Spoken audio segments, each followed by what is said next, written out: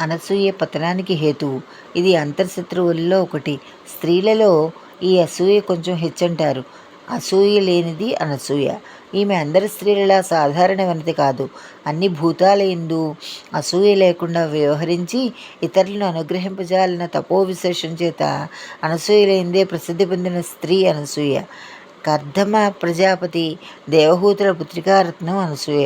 ఈమె స్వయంభవ మనమరాలు. ఖ్యాతి అరుంధతి ఈమె సోదరీమణులు. ఖ్యాతికి మరీచ మహర్షితో, అరుంధతికి వశిష్ఠునితో, అనసూయకి ఋషివర్యుడు వేదవేదాంగపారాయణుడు సప్త ఋషుల్లో ఒకడైన అత్రి మహర్షితో వివాహం జరిగింది. అనసూయకు బాల్యం నుండి కూడా వేదశాస్త్రాలతో పరిచయం మెండు. వినయ వివేకాలు ఆమెకు సహజ భూషణాలు. ఈమెకు ఆలోచితమైన పతి సేవలో మక్కువ ఎక్కువ.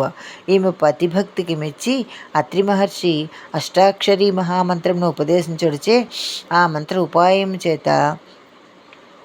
ఆ మంత్ర ఉపాసన చేత యోగస్థితిని పొందిన యోగిని. ఆమె మహర్షులకు సైతం పూజనీయురాలై మహోన్నత స్థానాన్ని సంపాదించుకున్న మహిళా శిరోమణి. పతిసేవే వ్రతంగా నియమంగా గల సాధ్వీమణి అనసూయ. ఈమెకి పాతివ్రత్యమే ప్రాణం, పతియే దైవం. పతిదేవారాధన ఆమె నిత్యకృత్యం.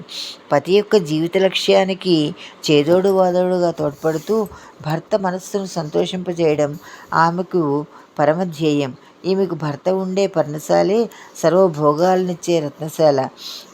పతివ్రతామతలులలో ఎందరో రాజపత్నులు, ఋషిపత్నులు, వానరపత్నులే కాక రాక్షసపత్నులు కూడా ఉన్నారు.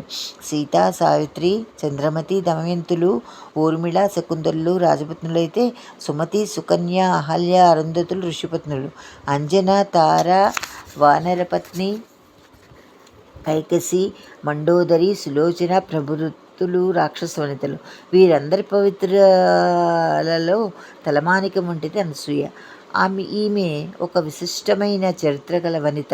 అనసూయ జీవితయాత్రలో సాధించిన విజయాలు అన్నీ పరప్రయోజనాన్ని ఆశించి ప్రజలను ఆశ్చర్యపరిచే సంఘటనలే ఎన్నో. దేవకార్యాలను ఉద్దేశించి సృష్టి స్థితి లయకర్తలైన త్రిమూర్తులను చిన్నారి శిశువులుగా చేసి జోలపాడడం లాంటి ఘన విజయాలు ఎన్నో సాధించిన సాధ్వి అనసూయ. పతివ్రతల్లో అగ్రగణ్యురాలుగా ఒక ధృవతారగా నిలిచి ప్రకాశించింది. అత్రి మహర్షి మాట అనసూయకు వేదవాక్కు. ఒకప్పుడు 10 సంవత్సరాల అనావృష్టితో లోకమంతా మలమలా మాడిపోగా అనసూయ తన తపశ్శక్తితో కందమూలాలను, ఫలాలను సృష్టించి వారి ఆకలి తీర్చింది. అత్రి మహర్షికి ఒకనొకప్పుడు దాహం తీర్చడానికి అనసూయ తన పాతివ్రత్య మహించే మందాకిని నదిని సృష్టించినట్లు తెలియజేస్తున్నది.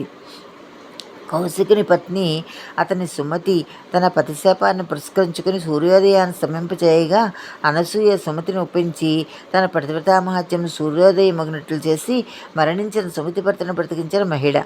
లోకమాతలైన లక్ష్మీ, సరస్వతి, పార్వతులకు మానవపాత్రులైన పతివ్రతలు వారి గొప్పతనం తెలియజేయాలనే నగ్న సత్యం కోసం నారద మహర్షి కోరికపై గులకరాళ్లను గుగ్గిళ్ళుగా మార్చి అతని ఆకలిని తెచ్చిన పతివ్రత అనసూయ. సృష్టి స్థితి లయకారకులైన త్రిమూర్తులు ఋషివేషులై అనసూయను పరీక్ష నుంచి వచ్చి ఆతిథ్యంను అంగీకరించి భోజన పదార్థాలు వండించే స్త్రీ వ్యవస్థగా ఉండాలని కోరుతారు. అందుకు అంగీకరించి అనసూయ తన పతిని తలుచుకుని మంత్రజలాలను జల్లి త్రిమూర్తులను చంటిపిల్లలుగా మార్చి వారు కోరిన విధంగా భోజన పదార్థాలను జోలపాట పాడేవారికి వడ్డించి తినిపించింది. పుత్రవాత్సల్యంతో అల్లారముద్దుగా త్రిమూర్తులను పెంచుతున్నదని విషయం గ్రహించి పతిభిక్షను అర్థిస్తూ అమ్మలు ముగ్గురు భూలోకానికి వచ్చి అనసూయను ప్రార్థించారు. మాతల దైన్యాన్ని చూసిన అనసూయ హృదయం ద్రవించి వెంటనే మంత్రజలాలను జల్లగా త్రిమూర్తులు సహజ స్వరూపాలతో దర్శనమిచ్చారు. త్రిమూర్తులు అనసూయను అనుగ్రహించి వరాన్ని కోరుకున్నమనగా ఆమె మీరు ముగ్గురు నా కుమారులయ్యేటట్లు అనుగ్రహించమంది. వారట్లే తన 3 అంశాలతో దత్తాత్రేయుడనే పుత్రుడిని అనుగ్రహించారు. సీతారామలక్ష్మణుల అరణ్యవాస కాలంలో అత్రి మహర్షి ఆశ్రమానికి వచ్చినప్పుడు రామునితో అత్రి మహర్షి అనసూయ సాధించిన విజయాలను ముచ్చరించారు. ఆమె కఠోర తపస్సు చేసినట్టు చాంద్రాయణాది వ్రతాలను కూడా ఆచరించినట్లు పేర్కొన్నారు. అరణ్యవాసం చేస్తున్న సీతను అనసూయ సాధ్వి బాధపడవద్దని ఓదార్చింది. రాముని వెంట అరణ్యానికి రావడానికి ప్రశంసించింది. గుణవంతురాలైన సీతను సతీధర్మాన్ని, పతివ్రత నియమాలను ఆచరిస్తూ కీర్తిని, మహాభాగ్యాన్ని పొందమని ఆశీర్వదించింది. సీతకు అనసూయ ఎప్పుడు సుగంధ పరిమళాలను వెదజిము పువ్వులను, మంగళప్రదమైన ఆభరణములను, వస్త్రాంగ రాగాదులను ఇచ్చింది.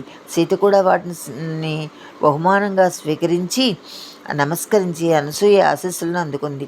ఈ విధంగా అనేక విజయాలను సాధించిన అనసూయ త్రిలోక పూజ్యురాలుగా, మహాపతివ్రతల్లో అగ్రగణ్యురాలుగా వెలుగొందింది.